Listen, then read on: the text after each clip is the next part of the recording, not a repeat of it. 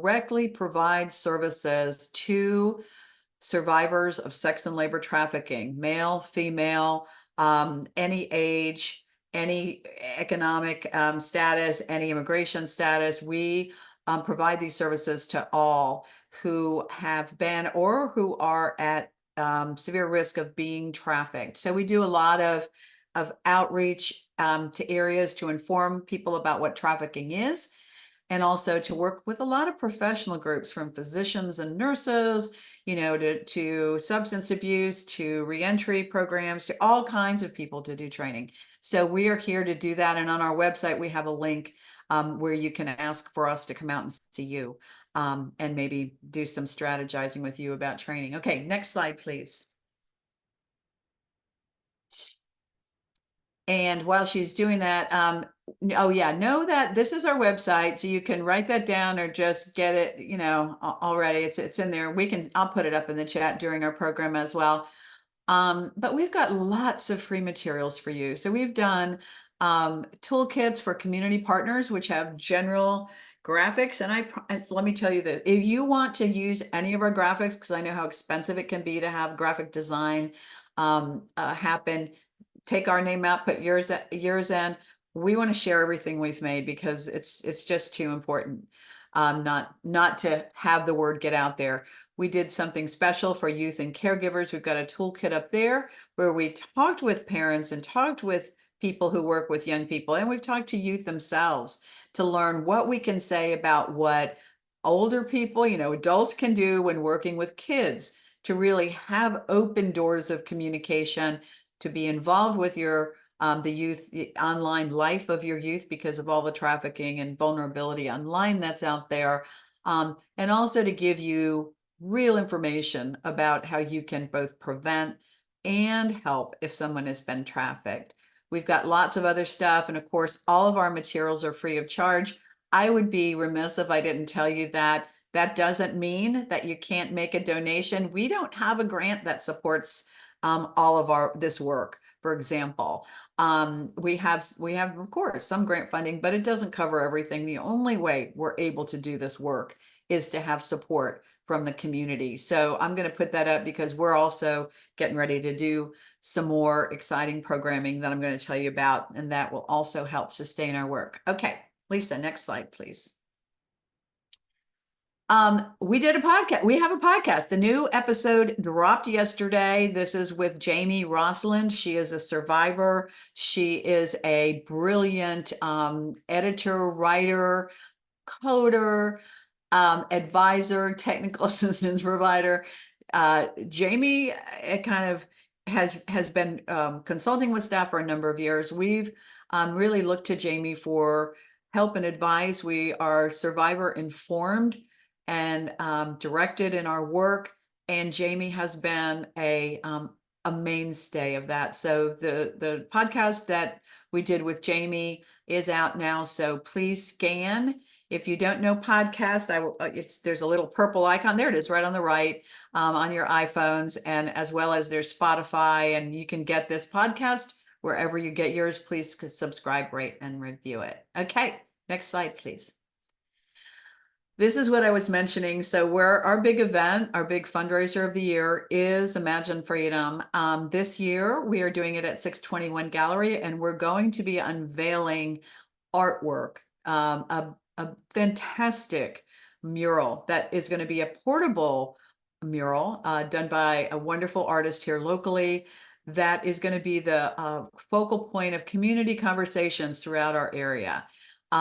So because art can speak to us in ways that words can't, just a picture and an interpretation that people have of that art, that is how we're going to take the word about human trafficking. We're going to hit the road. You see the road there, to go into all the counties that surround our area, but also, we're eager to figure out ways to make this use of art a reality for many other, if you're outside of our area, let us know. We can figure out what we can do, but know that this is the event. If you're anywhere near Tallahassee, please join us. Tickets are only $25.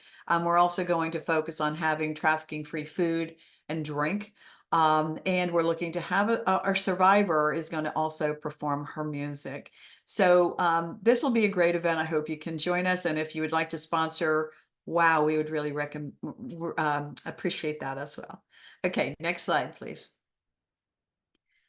All right, today I'm happy to welcome back Marina Anderson, who is the Regional Human Trafficking Coordinator for Northeast and Northwest regions of Florida here in our state.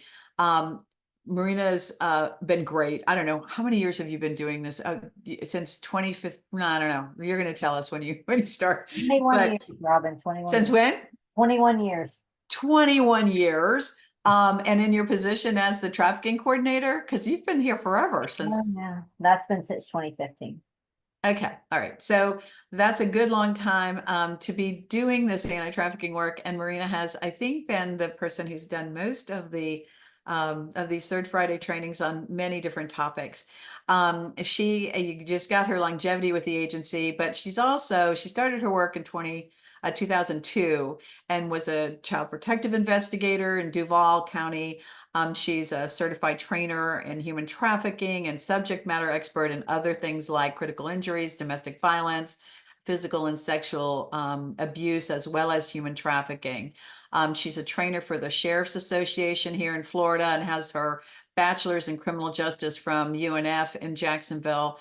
And once more, Marina, thank you very much for joining us. It is just, we're so lucky to have you as our connector. I know you're somebody that we can refer to, and you refer to us as well in terms of services and provision, because as we work together, that's really the only way we can do it, right? So grateful to have you back, and I'm going to turn it over to you now. Great. Thank you so much, Robin.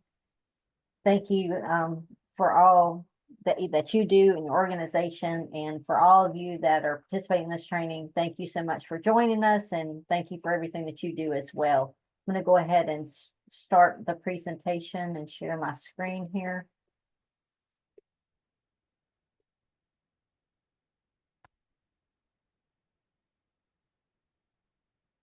You have to hide this black box every single time for some reason on Zoom when I join in. I know it's such a frustrating thing. And I don't know if we said this before, but as you're trying to get rid of these black boxes, everybody feel free to put your chat, your reactions in the chat and Q&A. You're all muted. But we'll do Q&A throughout. If you've got a foundational question that just goes right to a slide that you need to understand before Marina moves on, please go ahead, put that in, and I will ask Marina to answer that question.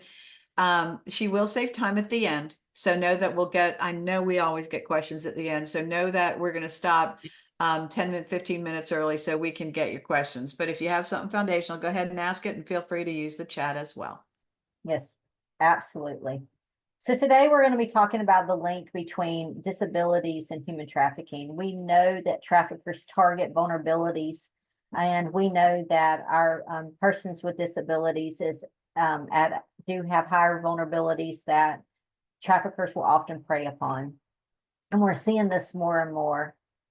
What is sex trafficking? It's the recruitment, harboring, transportation, provision, obtaining, patronizing, or soliciting of a person for the purpose of commercial sex acts, in which that commercial sex act is induced by force, fraud, or coercion, in which the person induced to perform such an act has not attained the age of 18. So the gist of that definition, if they're over the age of 18, we have to prove force, fraud, and coercion. If they're under the age of 18, we do not have to prove that element because they cannot consent. They're not of an age to consent.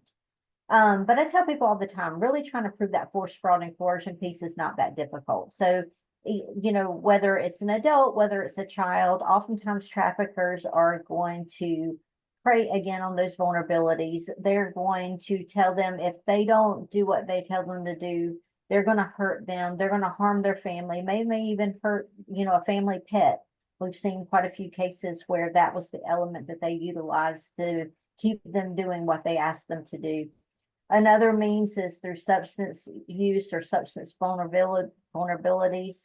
That traffickers are master manipulators, which we're going to be talking a lot over the next few slides, and how They really manipulate people to fill that void in their life, whatever that void may be. Maybe they're seeking a romantic relationship. Maybe they're seeking a friendship. Maybe they're just seeking someone just to listen to them and to understand them and to get them. And those traffickers are chameleons. They're going to be whatever that person needs to be in their life so they can get them to trust them, build that bond with them, build that friendship with them, maybe build that romance with them. And then they'll use that as a reward and punishment, as far as trying to get back into good graces, trying to get them to do exactly what they want to do. And if they don't, then, you know, they'll break up with them or they're not going to be with them. And then again, they have that attachment. Labor trafficking, the recruitment, harboring, transportation, provision, or obtaining of a person for labor or services through the use of force, fraud, or coercion for the purpose of subjection, involuntary servitude, peonage, debt bondage, or slavery. So in the federal definition, you have to prove force, fraud, and coercion regardless of their age in the federal definition. And Florida definition, state law in Florida states that you have to prove force and fraud. Coercion was taken from our legal language. So again, we only have to prove force, fraud, and then the federal definition, force, fraud, and coercion with labor trafficking, again, regardless of their age. And Marina, that black box is right in front of that definition. At least it is on my screen. I don't know if you can do anything about that. I don't have a black box on mine. Okay. Okay. All right. Well, we get the gist. Yeah. I Okay. can try to go back out and hide them again, but No, that's okay. Just so you know, if anybody else is seeing that, it's fine on the next slide. so it's not there now. Interesting. No, it's still there. It just doesn't look like you have any text behind it this time. Not sure what's going on. Looks like others are seeing it too. Yeah, because everything's hidden on my side. I'm just seeing my screen, so I don't want to take too much time because I'm on a short time frame. Yeah, that's okay. I don't think explaining. I don't think it's blocking any text. And if it is blocking something vital, I'll just jump in and ask you to say it again Yep. or something. Okay. Absolutely.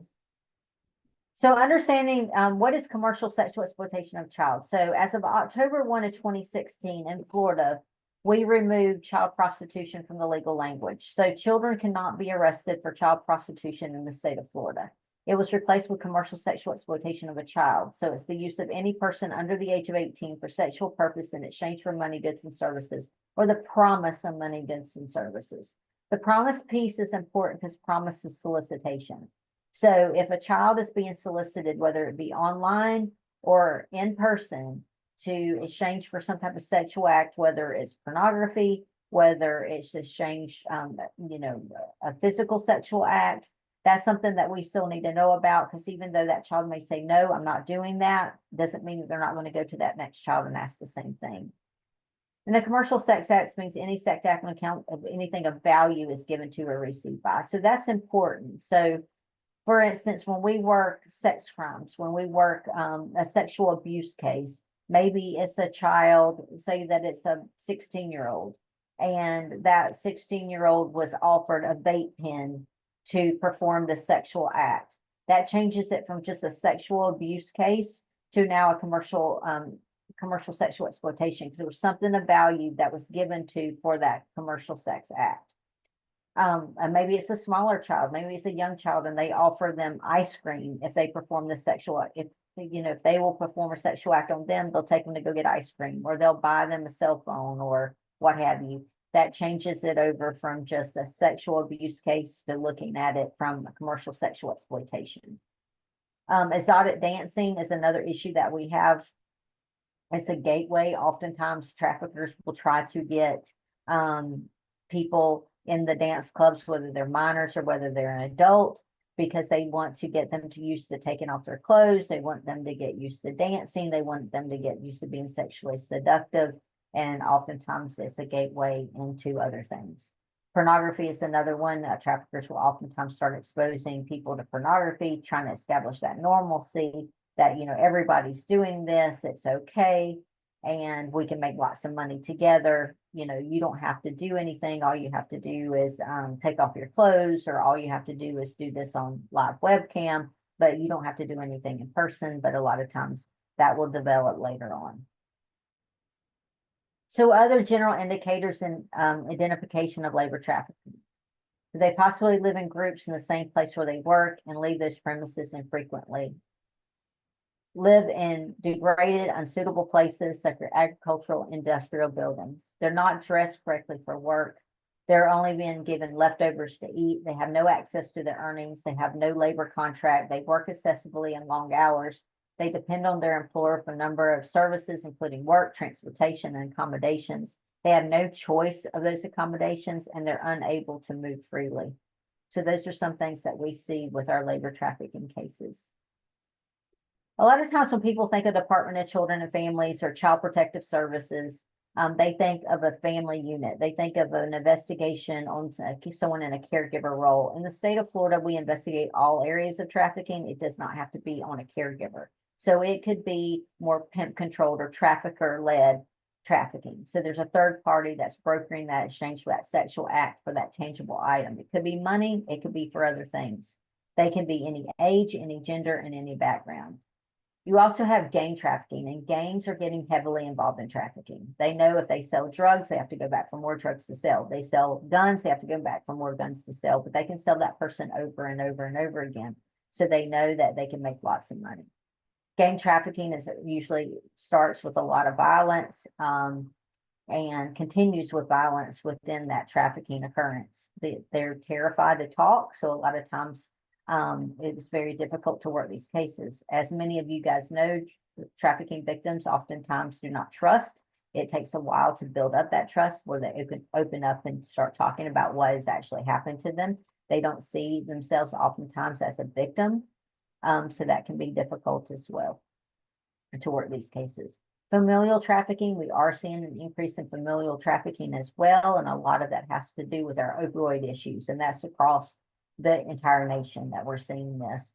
So, families may be addicted, the parents are addicted to substances, maybe even the children are addicted to substances, and they have no means to support that drug habit. So they're getting involved in pornography, they're getting involved in sex trafficking to be able to support those drug habits.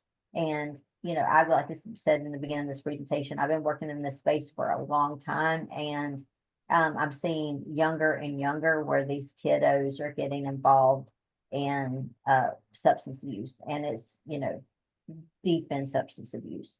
We know that our persons with disabilities are also being targeted with substances. They're trying to get them addicted, so they keep coming back for more. There's a lot of financial exploitation, which we're going to be going about and talking about a little bit later in this presentation. So survival sex is if they don't meet any of the other forms of trafficking. So this is the type of sex trafficking that's not involved a third party. It could be for food, it could be for shelter, it could be for safety. It could be to support a drug habit. It could be a child asking for a ride out of town and they don't have money, so they're exchanging the sexual act. They're participating in transactional sex for that item. And Marina, that is blocked out at the very bottom. So you want to read that definition again? Sure. So survival sex is the type of sex trafficking that does not involve a third party, where commercial sex acts are exchanged for basic needs, including food, shelter, safety, and in some cases, the support of drug addiction. But basically, survival sex meets the category if it doesn't meet familial, gang, or trafficker led. It's going to fall under that correct category because it's a transactional sex. And remember, a child cannot consent. So if they're under the age of 18, they can't participate in any type of behaviors where they're selling their own pictures online, involved in pornography, involved in exotic dancing, involved in any form of transactional sex. They cannot consent to that. So it's going to fall under that category in which we're going to investigate it for commercial sex trafficking.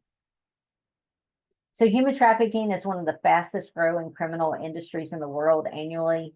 It's over a $150 billion industry. So people often ask, is this such a problem in the United States? Yes, it's a problem in the United States because it's such a moneymaker, right? It's more than Amazon, Google, and Starbucks net value combined. So that really, when you think about that, that puts things in perspective. A lot of times people think that it's just people that are foreign born that are being brought over to the United States and being trafficked. And majority of the cases that we see, not only on the Florida level, but across the nation is majority of the cases that we receive are domestic, meaning they're our own citizens, it's our own children, it's our own people that are US citizens that are being trafficked within the US borders. And again, can you read that last bottom line again? It just says, is it that big of a problem? Okay, real good. And Marina, if I could just ask you to, someone's asked to sort of clarify when you start to talk about persons with disabilities, will you have time to go into a little bit about what kind of disabilities, whether it's developmental, sensory communication, physical, etc.? Yeah, it's coming along. This is, I give, in each training, I give you a little overview for the first about 15 minutes or so, because we don't know where people are at in their training. So Very some good. people have never had human trafficking training at all, and I don't want to just dismiss them and they miss a lot of information. So I will be going in great more detail about disabilities in just a few minutes. Just stand by. Hold your horses. Thanks a lot. Okay. So some other indicators of human trafficking. So what are some of the red flags? Physical, looking for untreated injuries, bruising, burns, frequent STDs, STIs, physical and sexual abuse, substance use, dental issues, memory loss, exposure to toxic chemicals. Some behavioral things to look for: confusing stories, inability to concentrate, unaware of location, guilt and shame about the experience, depression and anxiety, protects the person that hurts them and minimizes the abuse. Environmental, accompanied by someone that will answer for them. In school settings, changes in behavior, wearing wrong clothes, not coming on time, and living at overcrowded areas. So other things to do. We know awareness leads to better identification, which is why we participate in a lot of these trainings. As many of you guys know, January is Human Trafficking Awareness Month. So throughout our nation, we are really focusing deeply every day of the year, but especially during this month, to provide trainings and different types of training for different populations within the community to raise more awareness and that more eyes and ears on this topic. So if you do see something that doesn't seem right and you have concerns, you'll know how to report, which we'll be going over at the end of this presentation.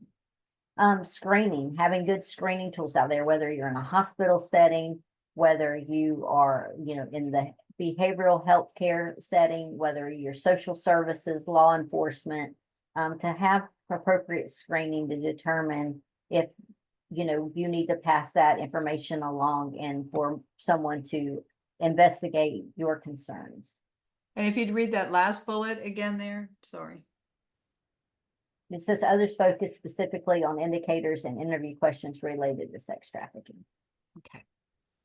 And as you'll see through this, that, I'm giving you an overview, but I don't read directly from the slides. I kind of just give it a good indication so you can read off the slides as well as I give you stories or talk about the different topics. But And I reiterated to people, Marina, that we're going to be putting your slides up on the website as well, so people will have the information. And I apologize. We did do went through a little practice session, and that box was not there, so I'm not sure why it's there now. But I apologize because I'm not seeing it on my end. I don't know how to fix it, so I apologize. So what does trafficking look like? This is a video that talks, you can really see the vulnerabilities. You can see in this particular situation, it's someone that is in a family unit that there is some arguing going on. There's some dysfunction going on.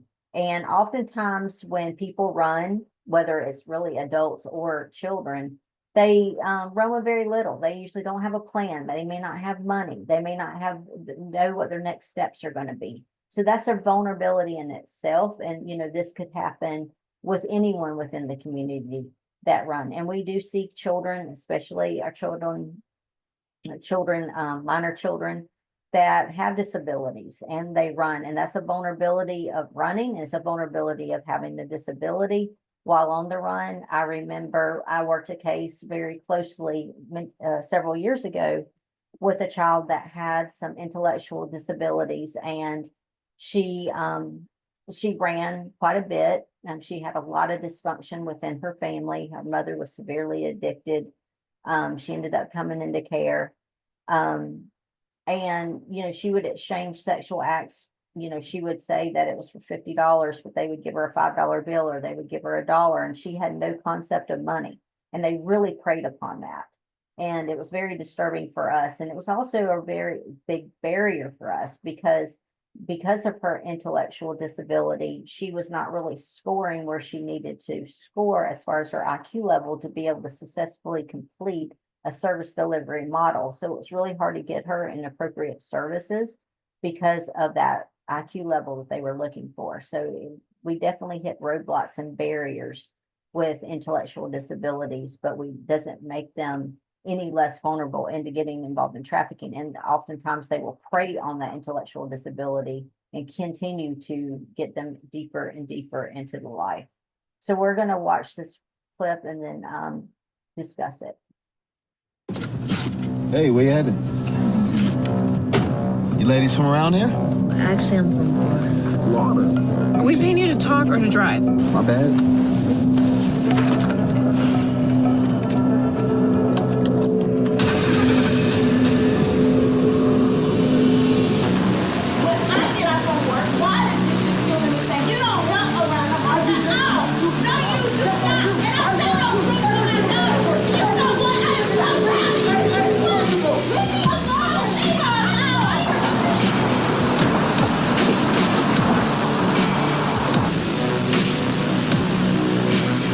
Go get her. Not her. She's gonna make us some money. Are you hungry? My man takes great care of us.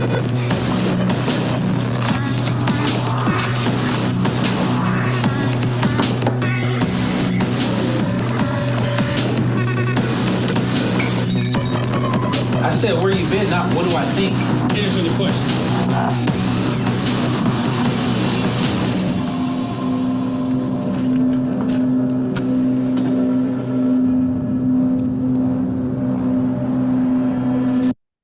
So again, the vulnerability, running away. Oftentimes traffickers are going to be wherever kids congregate. And one of those would be around the bus stops, around the local parks, around the corner stores, especially when they run to places that they're familiar with.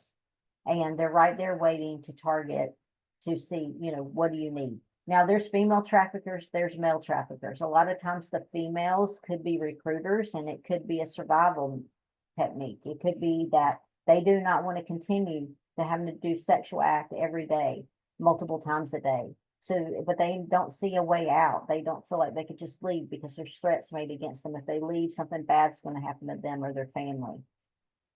So therefore, the only way they see is to be able to recruit others to be able to do it for them. So oftentimes the recruiters are victims themselves. They're not traffickers. If that male would have probably approached that young person on that park bench on that video clip, he would have seemed pretty intimidating to that young person. So, they have the female approach and say, do you need help? What do you need? And offered money, offered food, offered a place to stay, but none of that is for free. So when you're working with people in this, whether it's youth, whether it's adults, and they have things that they cannot afford, maybe their hair, their nails done, fresh out of the barbershop, new clothes, maybe they're using substances and they have no means to support it, you really need to be digging deep. What's going involved in that person's life? It could be trafficking, it could be some other type of criminality. But think back, if they just don't have a means to support those things, it should be a huge red flag. So what are some other populations that are at risk of trafficking? Refugees, homeless adults and youth, youth in care, substance addiction, mental health, persons with disabilities. Some other global vulnerabilities, addiction. Again, I stress a lot about addiction. We do a separate training on the connecting the dots between substance abuse and human trafficking because we do see that connectivity. Traffickers want to get people addicted to substances so they keep coming back for more, that they can have a means of coercion and control over that person. People with disabilities, people with mental health issues face a variety of challenges, including isolation, diminished capacity to consent or offer informed consent, and limited ability to assess risk and detect ill intentions. Gangs, we know gangs again are heavily involved in trafficking, and there's a lot of violence that occurs within that trafficking occurrences, and it's very difficult for victims to see their way out. The substances, oftentimes traffickers target people that maybe already are experimenting with substances or maybe already have an existing substance abuse issue, and that's a way to recruit them into trafficking. And we see this so much. When I first started doing this work, if I would have a 12-year-old that I would do a UA on or a drug test on, and that child tested positive for multiple things, and they said that they only had smoked some weed, I would be saying, you're not telling me the truth. Like, you're not being truthful with me. Your drug test is showing that you're using other substances. Now, when we do UAs on adults or whether we do UAs on children, it's not uncommon for them to say, yes, I've smoked marijuana, or maybe I took a Molly or something, but they're testing for all kinds of other things because they have absolutely no idea what's in the substances that they're using. Traffickers want to get them addicted. So oftentimes when they are selling them marijuana or a vape pen and it has, meth in it, or it has other drugs in it, because they want them to come back for more. They want to give them that more extreme high so they keep coming back. And we see this ongoingly, again, with youth, with adults, with people with disabilities. It's a huge issue that they'll target that vulnerability. The control through the substances. So again, they get them addicted to substances so they keep coming back for more. They'll use it as reward and punishment. If you go over quota, I'll give you more drugs. If you don't meet quota, I'm going to withhold those drugs from you. And substances to cope. If they're having to do sexual acts over and over and over again, it's a means to cope, to deal with it, because they just want to space out. They want to check out for a little bit. We also see it with labor trafficking and substances. They'll recruit from the halfway houses and substance abuse programs into labor trafficking as well. And they'll also use that as a reward and punishment. Coerced activity, a lot of times they will have them involved in sex trafficking or labor trafficking, but they will also have them selling drugs for them, running drugs from them, maybe committing burglaries or robberies. In the state of Florida, if we can prove that the coerced activity happened during a trafficking occurrence, then we're able to either waive or expunge those charges. And that's whether they're a youth or an adult. Social media, huge problem that we have with recruitment. You have to be very careful when you yourself or friends, youth, adults, your grandparents, for that even matter, is involved on social media. Traffickers are actively recruiting right off of social media, trying to build those relationships, those friendships, those romantic relationships, get them to share pictures of themselves, and then they will try to use it against them. They also have a lot of hackers that will hack into your camera rolls, your Snapchat rolls, and sell and get a picture that you wouldn't normally want out there and try to use that against you. Marina, Yes. let me mention that you did a great program on sextortion. That's part of our webinar series on that website I listed before. So know that's there. Also know that someone who's a psychiatrist at UM Thrive Clinic notes, and this is really important, that it's not uncommon for patients to present with accidental overdose, as they may not be aware that the drugs they're using are laced with fentanyl. So Absolutely. another phenomenon today, right, with the use of fentanyl that's showing up in this way. Yeah, and that again is a whole nother presentation. I believe we actually did film connecting the dots with STAC too, but that goes into the substance abuse and deep in on the drugs, especially fentanyl, and there's even a new drug out there that most commonly known as ISO, and Narcan doesn't work with ISO. So if we see so many people having to be brought back on those accidental overdoses with Narcan due to fentanyl, but if it's laced with ISOs, Narcan's not working. So it's definitely, it's just absolutely horrendous of what is going on in our society. It's a pandemic within itself. So who are the traffickers? They could be anyone.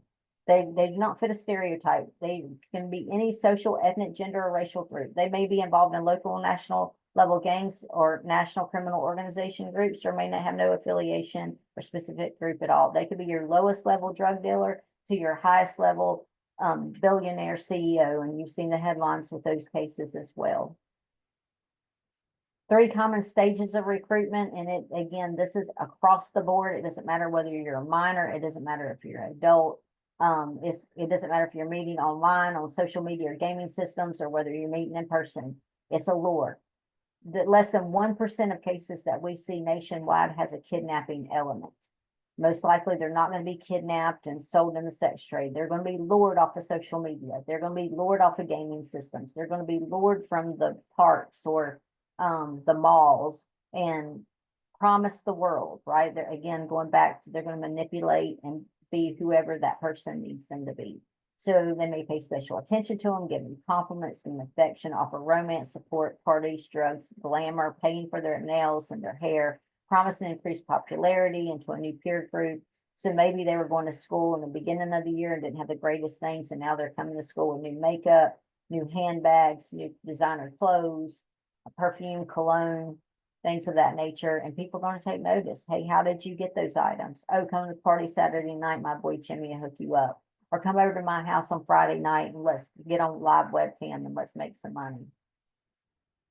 Then it moves to trust. They sell the use on the glamour of the street life. They say, I love you. They may start having sex with that person. They challenge the boundaries and they then set by the parents and caregivers. And then it moves to payback. We've done all these things. I put in my 50%. You need to put in your 50%. We're partners. We're business partners. They don't look at it as this is my trafficker, this is my pimp. They look at it as this is my business partner, this is my boyfriend, this is my girlfriend. We're doing this together. We're going to make money. We're going to get rich. And they learn this again. There's TV shows, there's movies, there's if they have TikTok, they have Snapchat. It's all over, advertising how much money you can make in the sex industry. So it's definitely becoming more glorified. We know there's a lot of psychological and emotional impacts. We know there's spiritual impacts, physical impacts, social impacts, emotional impacts that come along with trafficking. Understanding why persons with disabilities can be targeted. So they may lack awareness of exploitation and its endangerments, the inability of the victim to self-identify. The person with disabilities can be manipulated easily. People with physical disabilities, cognitive, intellectual, sensory, and mental illnesses all need special attention and protection.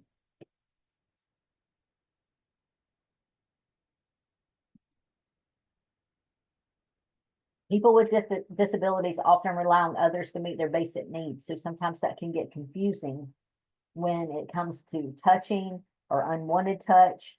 What's the difference between, basic needs and abuse?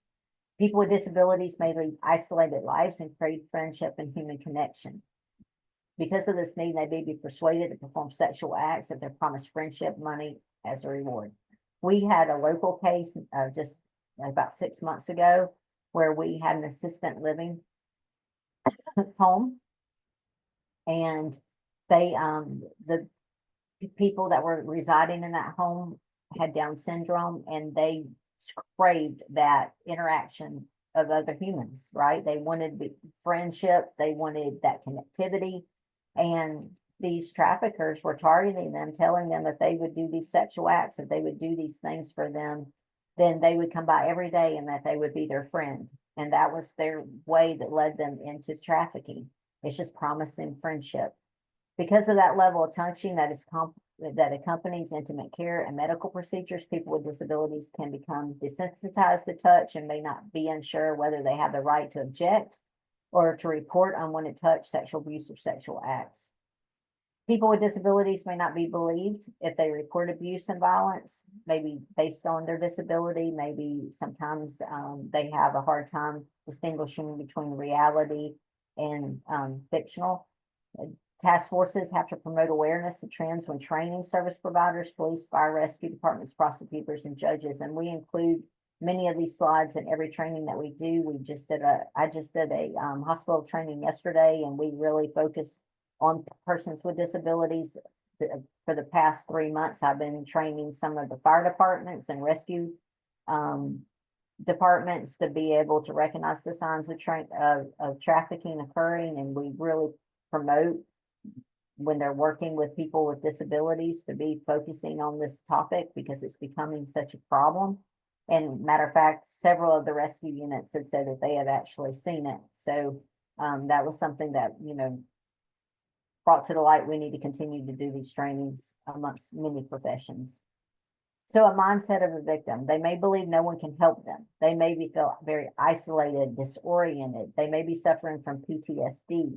They may have emotional numbness, detachment, a flat affect, addiction needs, conflicting loyalties because of that trauma bonds. They know that things that's happening to them is not right, but they also love their trafficker. They want to get back in that trafficker's good graces. They want to get back to that person that they originally met. The fear of the trafficker because there's threats being made against them, threats being made against their family. There may be threats of deportation if they're foreign born. They may feel like the police are not on their side or authorities are not on their side and that they may do more harm than good. They may not speak English or understand our culture and may not understand that there's actually help available. And they may not understand or identify with the concept of trafficking. What does that actually even mean? Addressing their needs. So first of all, gathering that evidence, analyzing it, brainstorming, getting to the root cause and determining the next step. So they may be delayed in seeking help for illness or injury. There may be vagueness, inconsistency to that history. They lack follow-up care from previous care. And we see this a lot. They go to the doctor, they go to the ER and they're prescribed a medication. Maybe they have an infection or what have you. And they're supposed to follow up and go to a primary in a couple of weeks or come back to that facility in a couple of weeks for further testing, and they're a no-show. We see that very commonly. Now, some of that is because of the trafficking occurrence. Some of it is just because sometimes it's difficult for follow-up appointments. Many of us know we're trying to make a doctor's appointment. Calling and getting a person on the phone sometimes can be quite difficult. And when you're working with people with disabilities, that it becomes even more cumbersome. They don't really understand the process. No one's really told them, click 1 and then click 3. It's all these prompts that are very, very confusing. So we need to make sure that we're offering that assistance to make sure they get the appropriate level of service that they need in that follow-up care.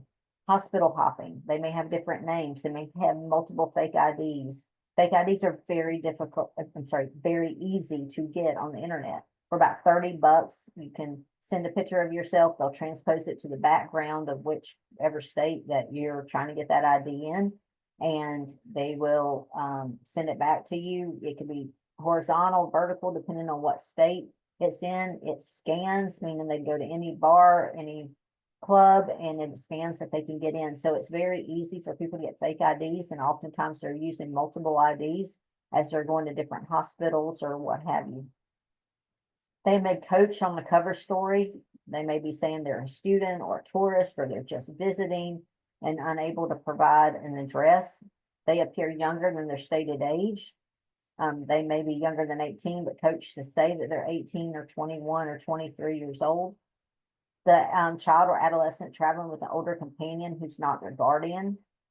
An age inappropriate familiarity with sexual terms and practices. They dress inappropriate for stated work or weather. Some other things to observe: body language. That's very important when you're talking to someone that you may feel that is involved in trafficking. They're probably going to tell you, no, nothing's happening. Everything's good. Why are you asking me these questions? Or just stop asking questions altogether, especially difficult questions. But if they were talking to you and everything seemed kind of okay when you're asking some easy questions, but when you started asking more difficult questions, you saw a shift in that body language. They started getting withdrawn. Maybe they started clamming up. Maybe you started seeing their body motions, a lot of movement, a lot of fidgeting. It could be a trauma response, but it's definitely looking at possibly that you are hitting on something that's important. They seem afraid, submissive of a person with them, doesn't speak. The person with them is answering all their questions and seeming controlling. The handler may pose as a spouse, a partner, a family member, or an employer. They may lack ID or person with them, or the person with them is handling that ID, few personal possessions, and cash payment.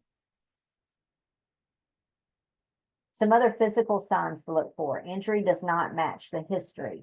Neglect and delay in care, advanced stage of disease and injury, evidence of prior poor attempts to treat, serious industrial injury, chronic back, hearing, vision, skin, respiratory problems from work conditions or toxic exposures, persistent or untreated STIs or UTIs, cotton debris in the vagina.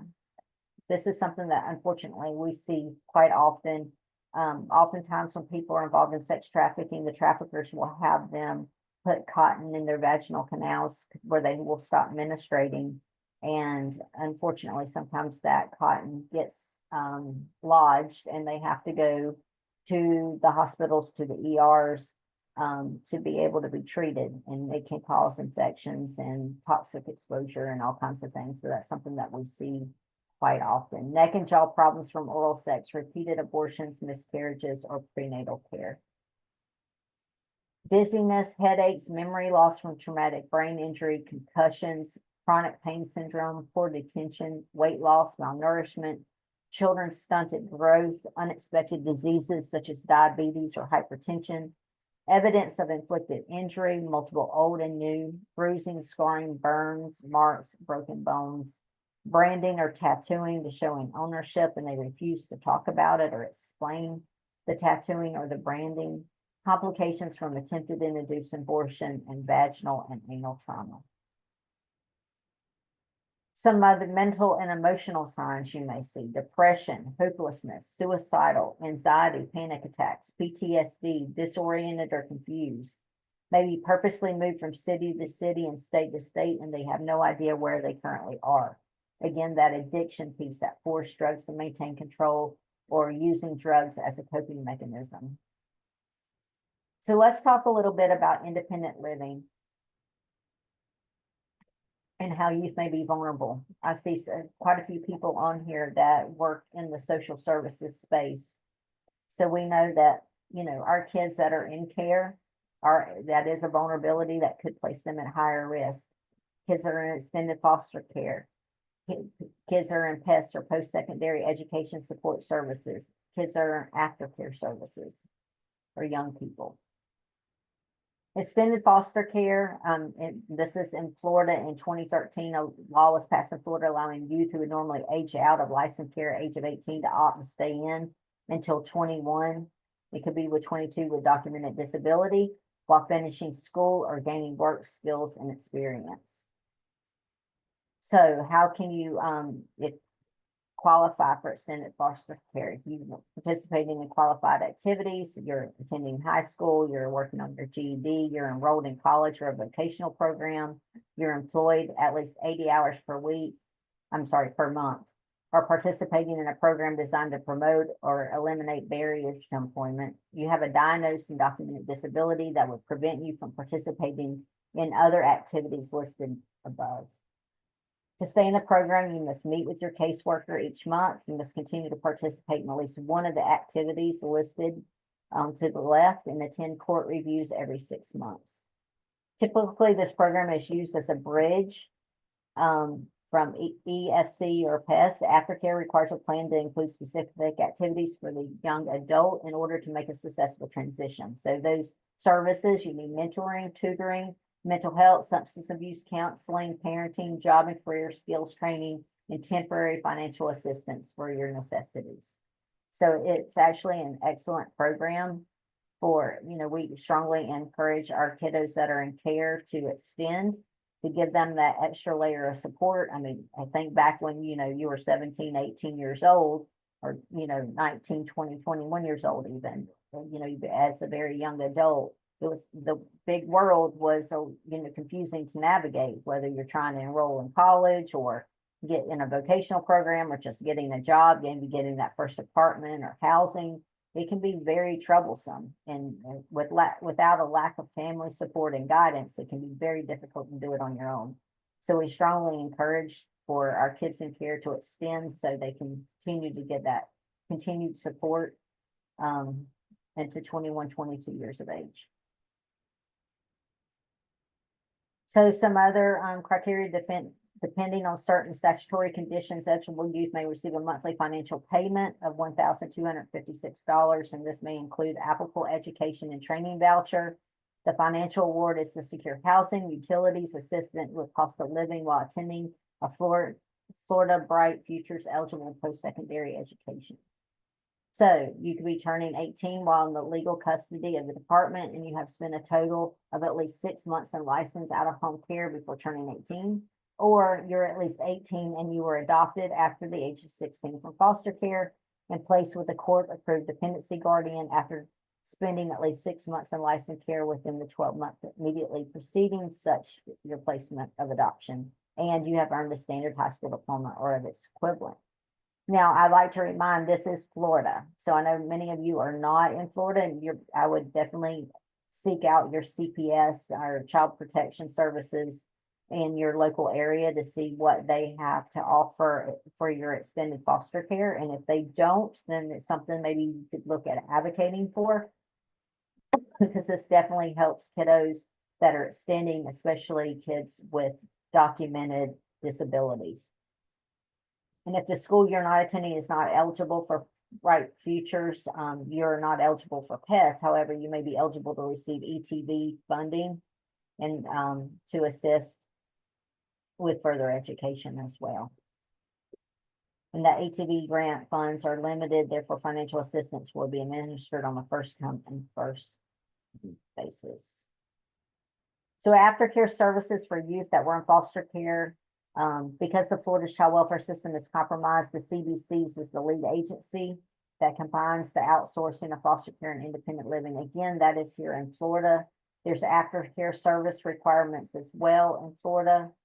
And obviously with the programming that offers services such as mentoring and as well as other service needs. So evaluating those short-term needs. Again, with people with disabilities, you want to make sure that there's medical evaluations, that you are evaluating their safety. They're making sure that they have food, clothes, temporary shelter. There may be detoxification needs, mental health evaluations, and transportation or relocation is very important. And that's probably one of the biggest issues that we have working with the population, is that the lack of transportation. Now, many places, if you live in more of an urban area, has a lot of medical transport, and persons with disabilities do qualify for that medical transport. However, in more of our rural areas, sometimes that can be very difficult. So to get them to the actual services that they need can be sometimes very cumbersome. Some other long-term needs: healthcare coverage, healthy and safe living conditions, employment, socialization, and integration. You making sure that they have that connectivity within a sense of community, accessibility, and again, that transportation and relocation as a long-term need as well. Physical and emotional safety, assistance with technology for disability.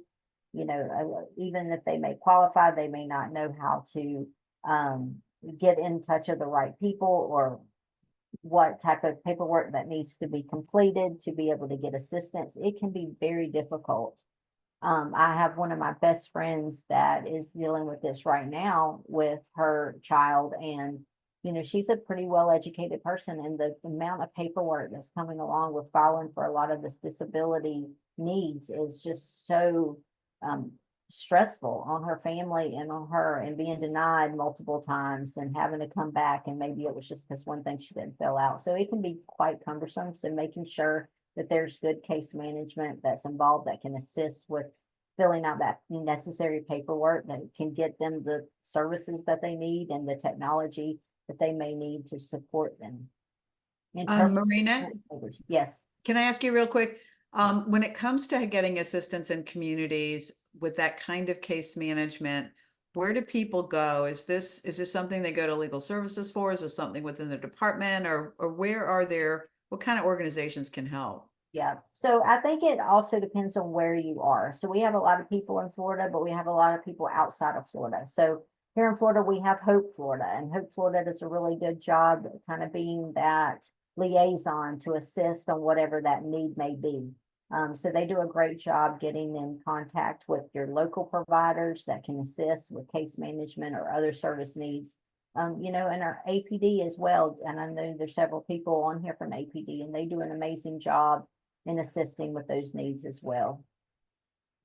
Education and life skills is another, physical and mobility aids, and making sure that, again, they're getting every aid that they can possibly get that they qualify for, whether that's through their insurance or private funding streams that can assist with disabilities and the needs that come along with that.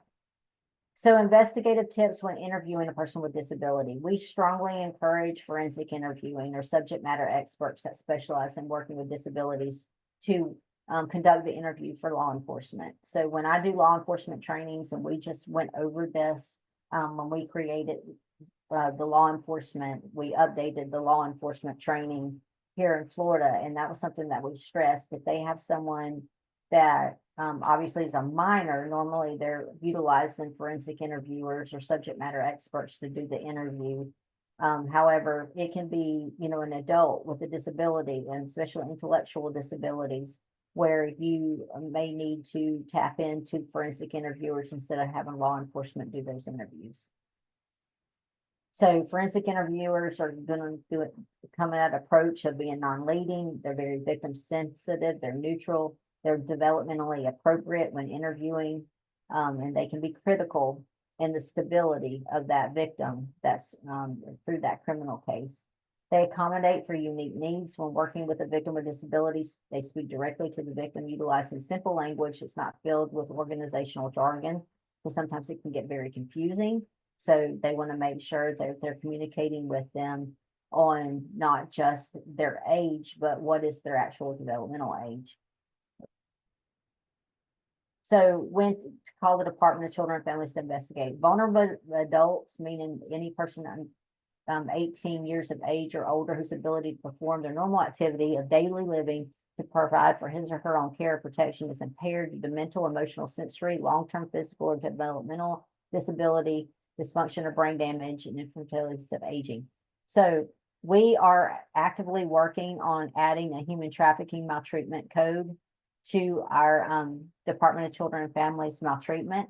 So right now we do take cases for exploitation on people over the age of 18, but we are looking at actually adding the human trafficking maltreatment code. So that would be something that we hope to have launched this year. That is a project that we're all working on. So that is definitely upcoming. And again, that is in Florida. So exploitation means the use to obtain of a victim's funds, assets, or property by a person who stands in a position of trust or confidence through the deception and intimidation with the intent to temporarily or permanently deprive the victim of funds, assets, or property, the benefit of someone other than the victim. So definitely, often people try to call in reports about a used car dealer or a telephone scammer, and et cetera. The hotline will not accept these types of reports, but we will take cases on exploitation on vulnerable adults, as we stated earlier. So how can people be financially exploited? We know that kids that are in extended foster care and independent living payment, they oftentimes will try to get them to get credit cards in their name or put electric bills in their name, or maybe an apartment, and then they go to actually file for an apartment later down the road, and they find out that their social security number has been used over and over again, and they've been exploited.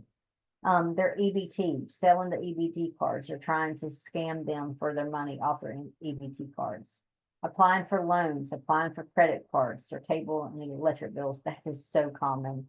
I can't tell you, there's been so many cases that I've worked in my career where even young kids have had their social security number used for electric bills, and say, when they're 12, 13, 14 years old, and, they become an adult, 21, trying to get an electric bill, and they have this outstanding balance under their social security number.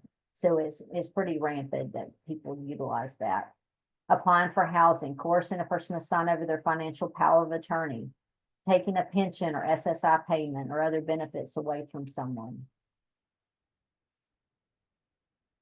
So this is a video clip of what financial exploitation may look like. We're going to be wrapping up soon because I want to make sure I give you plenty of time. I believe there's quite a few questions out there.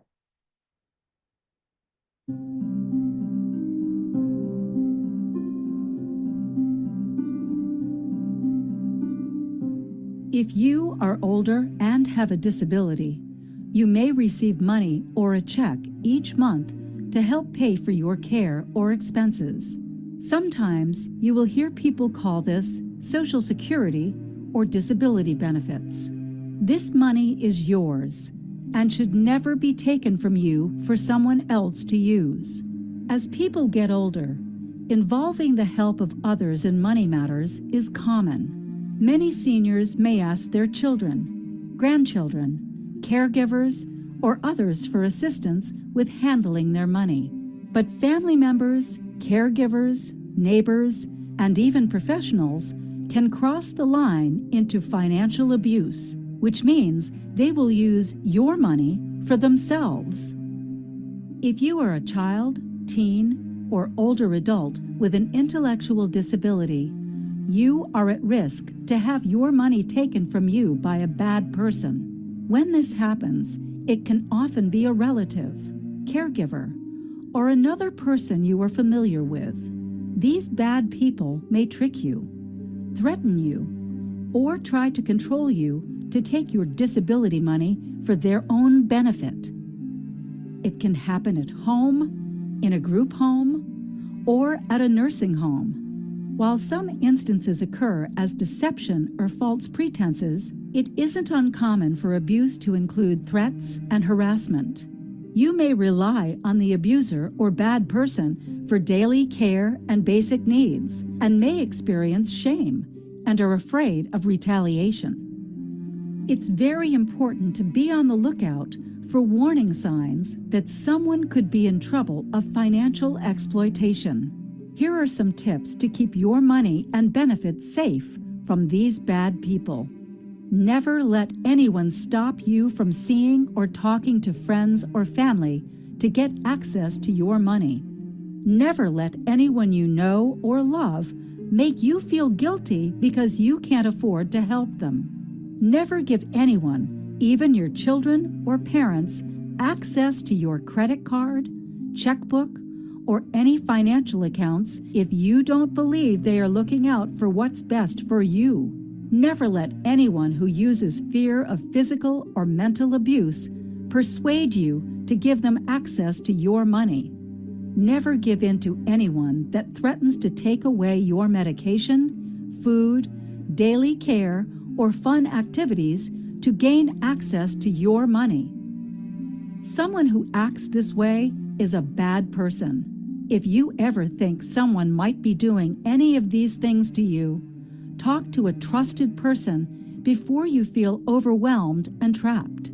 A trusted person will help you get out of the situation and make sure this bad person never takes advantage of you or has access to your money and benefits. But how do you know when you are talking to someone you can trust? A trusted person is someone whose words and actions make you know they want what's best for you. They take you seriously and believe you when you are talking about something important. And they always make sure that you are safe and take good care of you. Protecting your money and disability benefits is very important, so follow safety precautions to prevent a bad person from taking advantage of you. It's always okay to talk to a trusted person and ask them for advice or help when the situation doesn't feel right. Keep your eyes open and trust your instincts. If you need help or suspect a person with intellectual disabilities is being financially exploited in any way, you can report the situation to these agencies for assistance. So as far as reporting goes for Florida, if it's a minor and you feel like they're being exploited in any way or trafficked in any way, please contact the Florida Abuse Hotline at 1-800-962-2873, or you can make an online report at myflfamilies.com. If it's an adult that you fear that is being exploited or trafficked, you can also contact the Florida hotline, which is at 1-855-FLA-SAFE, and that's run by the Florida Department of Law Enforcement. And you can also make an online report at state.fl.us. If it's an adult that's requesting services, or it's a provider that needs to know of services in maybe a particular area, you can contact the National Human Trafficking Hotline at 1-888-373-7888, or at the National Human Trafficking Hotline website. If it's an imminent danger, whether it's a youth or whether it's an adult, you're going to contact 911. And you also have the senior protection team that will also attempt to identify emerging scams, spot trends, and stay ahead of changes in technology that used to prey on seniors. And you can get more information at the Florida Attorney General Citizen Service Contract, and also at 1-866-9-NO-SCAM. So you can also follow the complaint at that Florida AG site as well.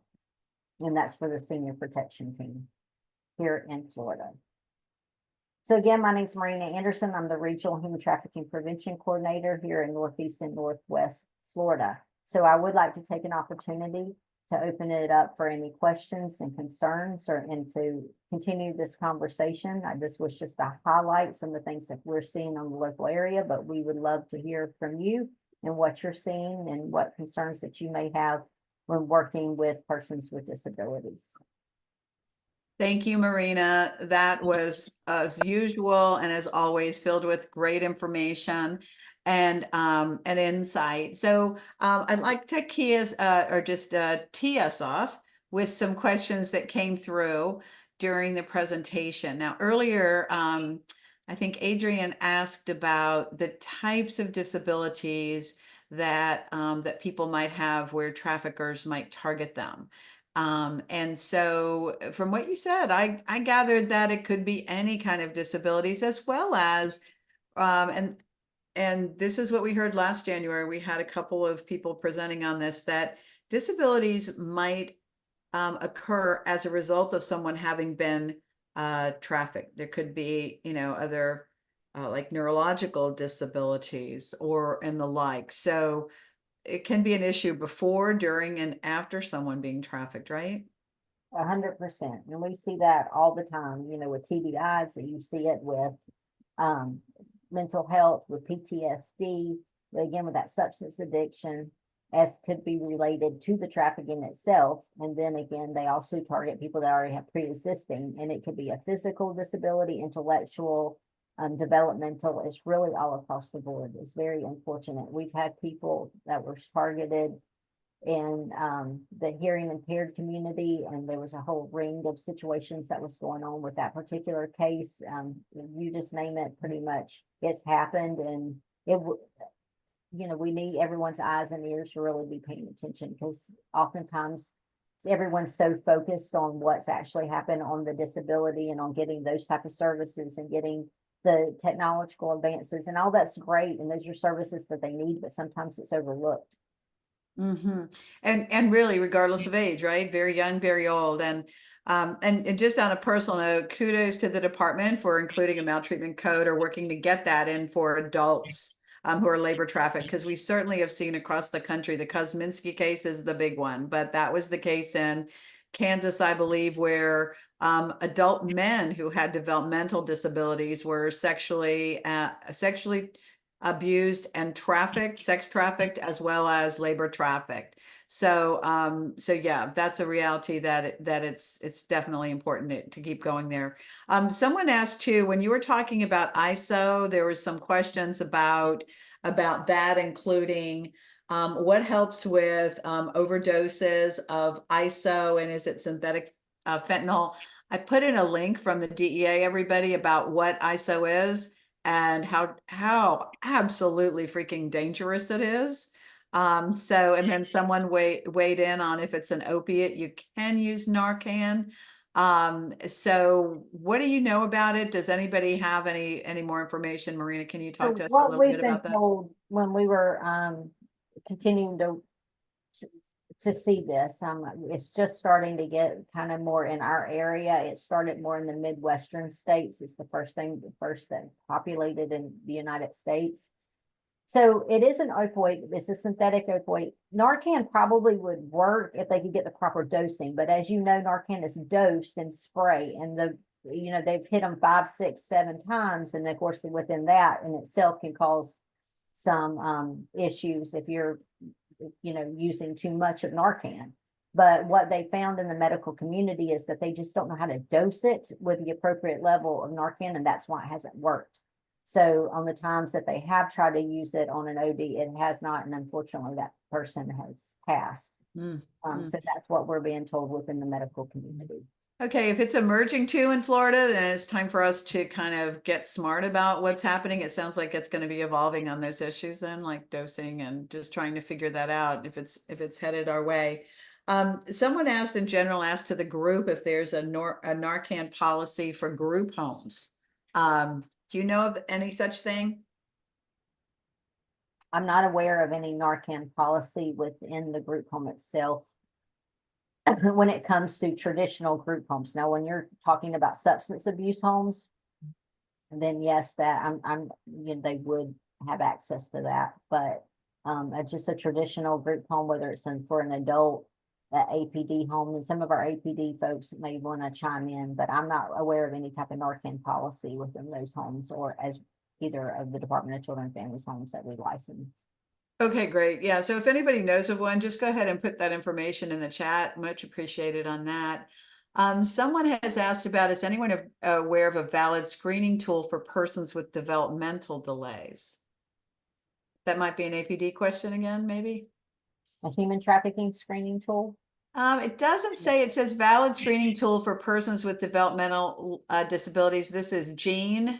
Jean, if you want to specify, yeah, and a reminder, Narcan is available over the counter. Yep. That's great reminder. Thank you. And it doesn't say screening tool for persons with developmental delays who are trafficked. Looks like a general question. Oh, sorry, I'm wrong. Jean says yes for human trafficking. You want to talk about some of the screening tools that are out there? So Florida has a human trafficking screening tool that we utilize, and it's utilized through Department of Children and Families as well as Department of Juvenile Justice. We do take in consideration if people have a disability, and also depending on what type of disability that they have, do they need assistance with understanding that tool, or if what interpretation services or what have you that may be needed. However, a specific tool for just people with disabilities to be utilized, I'm not familiar with any type of specific human trafficking tool for that population. Okay, if anybody knows of that, again, please feel free to chime in on the chat to see if there's anything else there. I'm impressed by that first video you showed us, Marina, of the young girl getting into the car.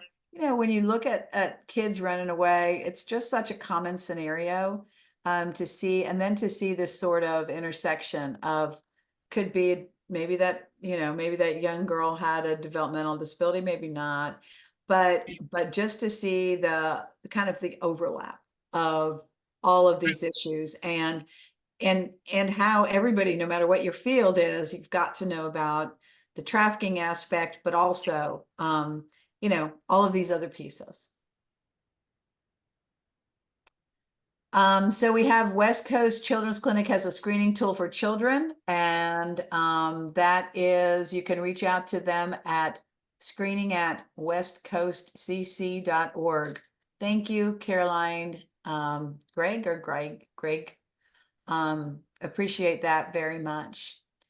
Have I missed any questions, anybody? Any of you who are on now? I think I was noting them. Okay, good, thanks. I was noting them as we went, and I certainly don't want to miss you if somebody asked about if they've missed any of the presentation. Yeah, just to reiterate, we will be having this presentation as well as the 2 videos, as well as the slide deck up on our website at that website, and I can repost this chat. Someone was asking too on that second video, Marina, do you know if it's even, if it's available in a more accessible format? They really liked the video. They were asking, is it available in a plain language format for those with low literacy or who may need it in a different learning format? Can you tell us where you got that and if there are any other? You can Other- get that right off the financial exploitation video can right off of YouTube. So you can, you know, go on there on YouTube. There could, I believe, Alabama is the one that published that. So there may be other formats, but it is available off of YouTube. Okay, great. And I also wanted to tell everybody that you've got the opportunity to go deeper on this issue of financial exploitation by looking at, and I'm gonna put this video link. Actually, I'll put both of the video links in the chat now. But please know that for trafficking, it is very common for traffickers to exploit people's access to credit, bank accounts, in addition to their benefits. And we have seen more and more examples, by the way, of traffickers going after people's benefits, adults and children, as a form of exploitation.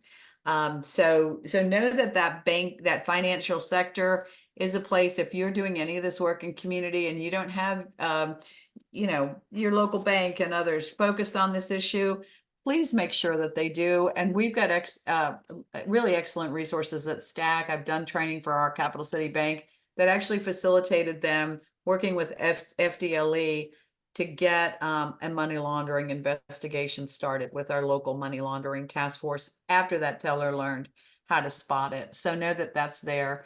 Just posted the two videos, by the way, up in the chat, the taxi and the financial exploitation video. Okay, everybody, do you have any other questions? 2:21 on a Friday afternoon, Marina. I think everybody's maybe feeling it. I know you have been training every single day this week, it sounded like, with this month. This is what we do. But we're very grateful. And you know what I'd like to do too, everybody, is one of the things that Stack does is we like to curate both our local events and national events. I'd like to put up for you our event page, because we've got some of the stuff that's going on around the country as well as locally. And I'd also like to go back to one of the things that I mentioned at the top, which is we are able to provide this and all of our services for free, but the only way we do it is with your help. So if you benefit from Stack's work in any way, if you access our online resources or anything, know that helping us out is greatly appreciated. We really do need to keep going with your help and to continue our work. So there's the link for our donations, and we're always grateful for a gift of any size. It helps us keep going. All right. Will you get a certificate? Yes, Jennifer, within 2 days, you will get a certificate for attending from USF. And if you watch this or any of our events online after the fact, just call or contact us at Stack. I'll put it in here at our website. It's stack@surviveandthriveadvocacy.org, and we will send you a I can't type and talk. We will send you a certificate. So we'll get this information to you. USF will immediately within a couple days. And then if you watch later, we'll get you a certificate as well. Okay, wait a minute. There's a question in here. Can you clarify something, please? Financial abuse can happen in the context of human trafficking victimization. However, financial abuse is not a standalone form of human trafficking. Can you confirm? Would you like to talk about that, Marina? So no, it's not a standalone with HT. I mean, usually it goes along with human trafficking, but as in those last slides, there are organizations, and the Florida Attorney General's office will investigate financial fraud or financial exploitation in people with disabilities or elderly populations.